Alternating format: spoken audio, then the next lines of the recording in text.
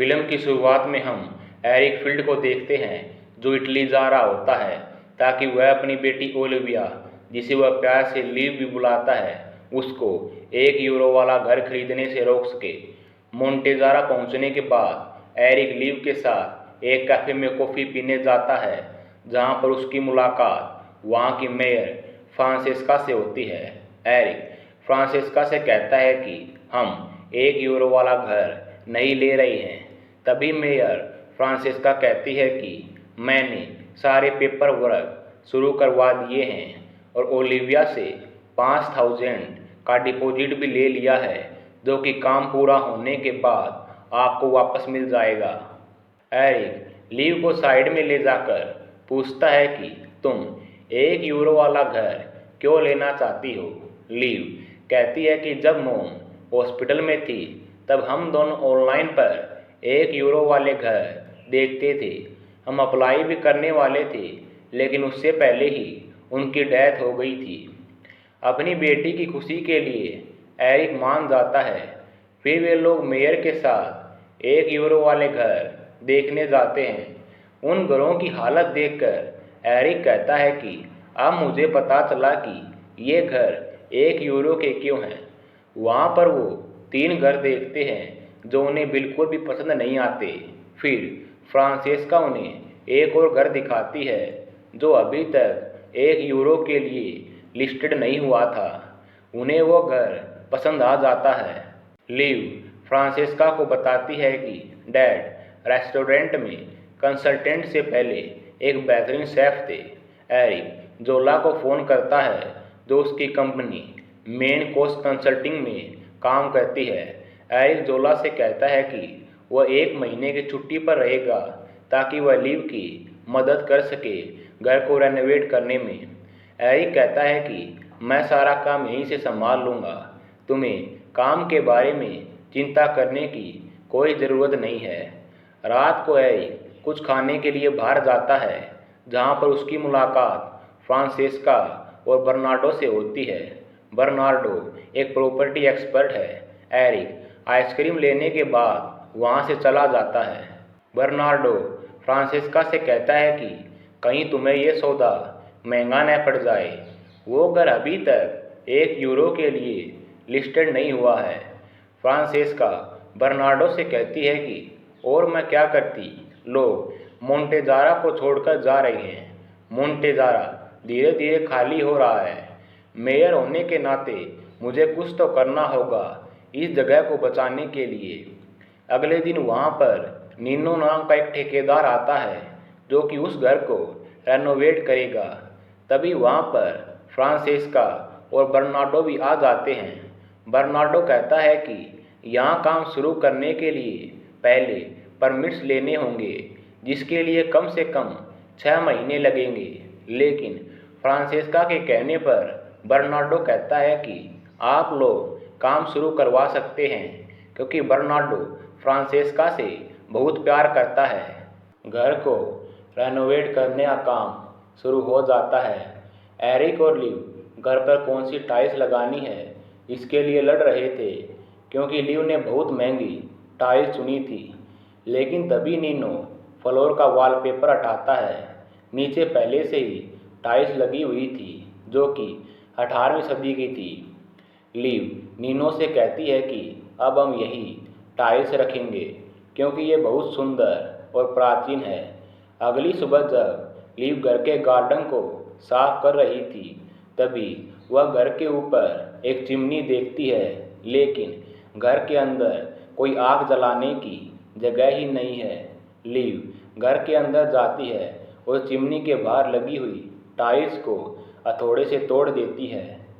Eric Nino से पूछता है कि मुझे घर का ओरिजिनल ब्लूप्रिंट कहाँ मिल सकता है, ताकि मैं ब्लूप्रिंट देखकर पता लगा सकूं कि इस चिमनी की तरह यहाँ पर कोई और चीज़ तो नहीं छुपी हुई।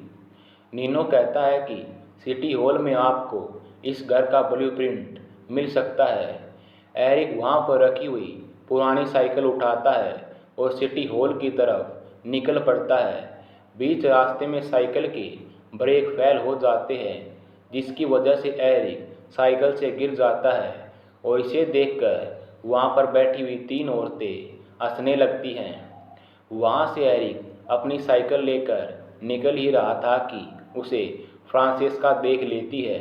वह उसकी साइकिल में हवा भरती है, जिससे वह फिर से चलने लायक हो जाती है। एरिक फ्रांसेस्का से उन तीनों औरतों के बारे में पूछता है। फ्रांसेस्का कहती है कि इन तीनों का नाम एंटोनिया है और इन्हें मज़ेदार चीज़ें देखना पसंद है और ये तीनों हमेशा इसी फाउंटेन के पास बैठी रहती हैं और कोई काम नहीं करती, बस मज़ेदार चीज़ें देखकर हंसती रहती हैं। एरिक कहता है कि मैं सिटी हॉल जा रहा हूँ घर के ओरिजिनल ब्लूप्रिंट लेने के लिए। फ्रांसेस्का कहती है कि कहीं जाने की ज़रूरत नहीं है, तुम सिटी हॉल के सामने ही खड़े हो। दरअसल सिटी हॉल ही मेयर फ्रांसेस्का का ऑफिस है। फ्रांसेस्का एरिक को उस जगह ले जाती है जहाँ पर घरों के ब्लूप्रिंट्स होते हैं। फ्रांसेस्का एरिक से कहती है कि यहाँ बाढ़ आई थी, जिसके कारण सारी चीज़ें बिखर गई। अब तुम्हें ही यहाँ पर घर के ओरिजिनल ब्लूप्रिंट ढूंढने होंगे। Good luck. वहाँ का दरवाज़ा अटक जाता है। फ्रांसेस्का उसे खोल नहीं पा रही थी। जब दोनों दरवाजे को तोड़ने की कोशिश कर रहे थे कि तभी फ्रांसेस्का का मैनेजर मतेओ दरवाज़ा खोल देता है और वो दोनों एक दूसरे के ऊपर गिर जाते हैं। एरिक घर आकर नीनो से कहता है कि उसे ब्लूप्रिंट नहीं मिले। नीनो कहता है कि कोई बात नहीं, हम पाइपिंग दोबारा से शुरू कर सकते हैं। इसके लिए हमें सबसे पहले पुराने गंदे पाइपों को हटाना पड़ेगा। एरिक नीनो से फ्रांसेस्का के बारे में पूछता है। नीनो बताता है कि उसकी शादी मेरे बड़े भाई अलेसांड्रा से हुई थी, जिसकी 5 साल पहले हार्ट अटैक के कारण मौत हो गई। एरिक कहता है कि मेरे वाइफ की भी 3 साल पहले डेथ हो गई। तभी वहाँ पर फ्रांसेस्का आ जाती है। नीनो उन दोनों को अकेला छोड़कर वहाँ से चला जाता है। रात को एरिक और लिव डिनर करने के लिए जियोवानी के रेस्टोरेंट में जाते हैं, जो कि लिव से बहुत प्यार करता है। जियोवानी पहले रोम में शेफ था, लेकिन वह हमेशा से अपना रेस्टोरेंट खोलना चाहता था। जियोवानी उन्हें तरह तरह की डिश बनाकर खिलाता है। जियोवानी एरिक से कहता है कि क्या वह उसकी दादी और उनकी फ्रेंड के साथ वाइन पीने चलेगा। एरिक इसके लिए मान जाता है। एरिक को पता चलता है कि एक एंटोनिया जियोवानी की दादी है। अगली सुबह जोला एरिक को वीडियो कॉल करती है और कहती है कि मुझे एक जॉब ऑफर हुई है, वे सैलरी भी अच्छी दे रही है। जोला कहती है कि मैं वही काम करना चाहती हूँ जहाँ मेरा बॉस हो। एरिक जोला को थोड़ा सोचने का कहता है। जब फ्रांसेस्का और बर्नार्डो घर का रेनोवेशन का काम देखने आते हैं तो एरिक उनसे कहता है कि मैं इस किचन को अपग्रेड करना चाहता हूँ और यहाँ पर कुकिंग क्लासेज स्टार्ट करना चाहता हूँ, जिसके लिए मैं खुद शेफ को रख लूँगा। इससे टूरिस्ट भी यहाँ की तरफ काफ़ी अट्रैक्ट होंगे। मेयर फ्रांसेस्का इसके लिए मान जाती है। एरिक जियोवानी के साथ पास्ता बनाते हुए उसे कुकिंग क्लासेस के बारे में बताता है। वो कहता है कि कभी कभी तुम भी टाइम निकाल कर वहाँ क्लासेस लेने के लिए आ सकते हो। जियोवानी इसके लिए मान जाता है। नीनो लिव से कहता है कि तुम घरों को रेनोवेट करने में काफ़ी एक्सपर्ट हो, तुम्हें इसमें अपना करियर बनाना चाहिए। मेरा एक दोस्त रोम में है और इंटीरियर डिज़ाइंस के बारे में सिखाता है। अगर तुम सीखना चाहती हो तो मैं तुम्हारी उससे बात कर सकता हूँ।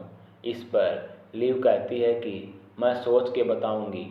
एरिक वही टूटी फूटी साइकिल लेकर सिटी हॉल जाता है, फिर से ब्लूप्रिंट को ढूंढने के लिए। इस बार एरिक और फ्रांसेस्का ब्लूप्रिंट को ढूंढ लेते हैं। एरिक फ्रांसेस्का से पूछता है कि ऐसे और भी घर हैं क्या जिनको लोगों ने बिजनेस की तरह इस्तेमाल किया है। फ्रांसेस्का एरिक को एक घर के बारे में बताती है जिसे बदलकर लग्जरी बुटीक रेस्टोरेंट बना दिया गया।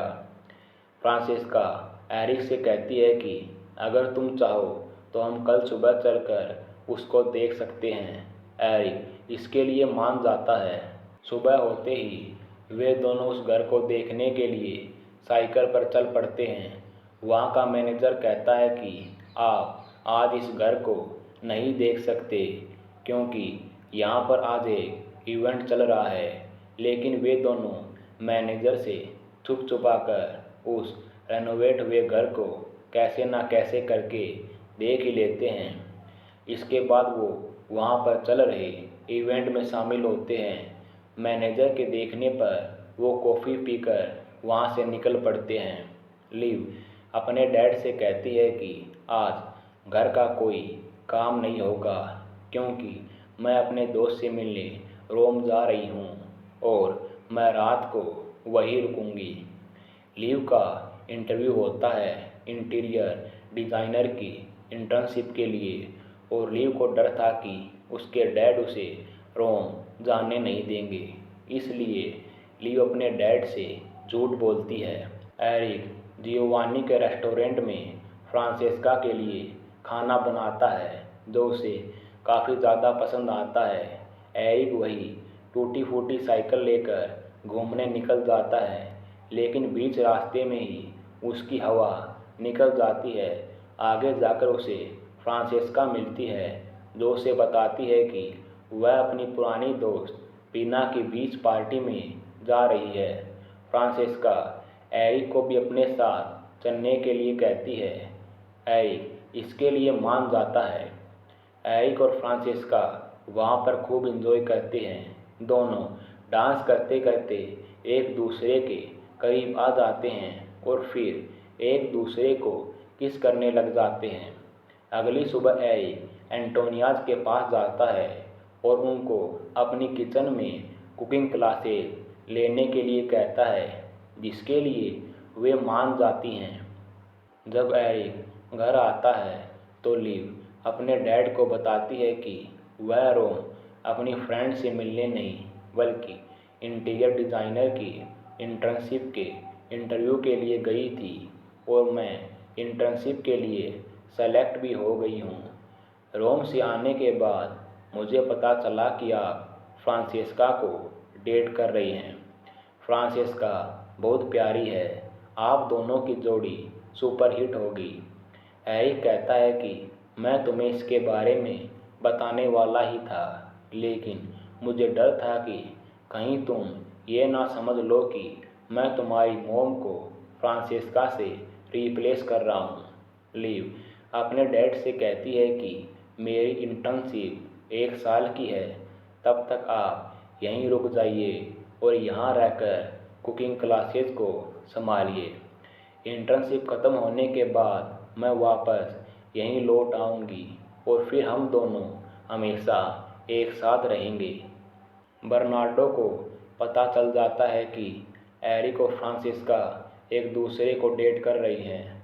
इससे वह काफ़ी ज़्यादा गुस्सा हो जाता है क्योंकि वह फ्रांसेस्का से बहुत प्यार करता है। इसके चलते वह 2 लोगों को वहाँ लेकर आता है जिनका नाम लैरी और ट्रेसी लोंगो होता है। बर्नार्डो उन सब से कहता है कि ये लोग ग्रैम्पी मारियो के अमेरिकन वारिस हैं और इस विला के भी। लैरी उन सभी को कुछ पेपर्स दिखाता है और बताता है कि उसकी great great great grandmother Mario Leoni Montezara से थी। अगली सुबह फ्रांसेस्का एरिक के पास आती है और कहती है कि मैं लोंगोस से बात करने गई थी लेकिन मुझे पता चला कि तुमने उनसे पहले ही डील कर ली है। एरिक कहता है कि हमारी डील हुई है, ओलिविया ने जितना पैसा इस घर के रेनोवेशन में लगाया है वो सब वे चुका देंगे। फ्रांसेस्का कहती है कि ये सब मेरी वजह से हुआ है और मैं इस घर को बचाने के लिए कुछ भी नहीं कर पाई, प्लीज़ मुझे इसके लिए माफ़ कर देना। और फ्रांसेस्का वहाँ से इमोशनल होकर चली जाती है। जब फ्रांसेस्का एंटोनियाज के पास बैठी होती है तब एक एंटोनिया फ्रांसेस्का से कहती है कि लियोनी फैमिली हमेशा से ही खड़ूस थी। इस पर एक एंटोनिया उसे रोककर कहती है कि नहीं, वो लियोन फैमिली थी, ना कि लियोनी। फ्रांसेस्का को एंटोनिया से पता चलता है कि यहाँ पर दो फैमिली थी, लियोनी और लियोन। वो जल्दी से भागकर अपने ऑफिस जाती है और अपने मैनेजर मतेओ से पूछती है कि क्या उसे लियोन फैमिली के बारे में पता है। फ्रांसेस्का कहती है कि मुझे शक है कि शायद लैरी लोंगो की ग्रेट ग्रेट ग्रैंडमदर का सरनेम अमेरिका जाकर बदल गया हो। इसके बारे में पता लगाने के लिए फ्रांसेस्का वहाँ के सिटीजन्स के बर्थ डॉक्यूमेंट्स ढूंढने लग जाती है। उसकी मदद के लिए नीनो, जियोवानी और ओलिवा के दोस्त भी वहाँ जाते हैं और उन्हें बर्थ डॉक्यूमेंट्स मिल भी जाते हैं। फ्रांसेस्का को पता चलता है कि मारियो लियोनी, जिनका जन्म 18 मार्च 1867 को हुआ था, वो थी ग्रैम्पी मारियो की ग्रेट ग्रैंडमदर। और मारियो लियोन, जो 6 जुलाई 1867 को पैदा हुई थी और जब वह 7 साल की थी तो वो अपनी फैमिली के साथ अमेरिका चली गई थी। और लोंगोज इनके रिश्तेदार हैं, ना कि मारियो लियोनी के।